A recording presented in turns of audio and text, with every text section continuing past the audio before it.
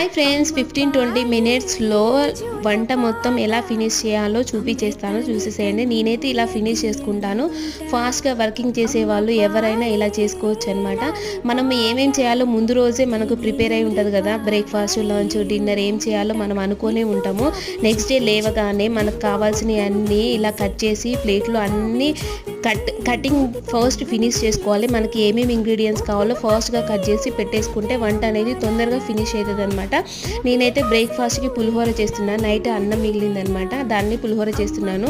పులుసు చేయడం చాలా టైం పడుతుంది కదా అనుకోవచ్చు. నేనైతే పులుసుని ముందే ప్రిపేర్ చేసుకొని ఫ్రిడ్జ్లో పెట్టేసుకుంటాను, ఒక 1 వీక్కి సరిపడా. అలా దాన్ని కలిపేసుకొని జస్ట్ తాలింపు పెట్టుకుంటే 2 మినిట్స్లో పులిహోర రెడీ అయిపోతుంది. అదే బాణీలో దాన్ని వాష్ చేయకుండా దాన్ని చింత చీగురు చేసిన అనమాట. చింత చీగురు చేసిన తర్వాత దాన్ని సర్వింగ్ బౌల్లోకి తీసుకొని అదే బౌల్లో బెండకాయ ఫ్రై చేశాను. ఇలా చేసుకుంటే సింపుల్గా మన గిన్నెలు తక్కువ అయితే ఈజీగా వర్క్ చేసుకోవచ్చు. ఒకసారి ట్రై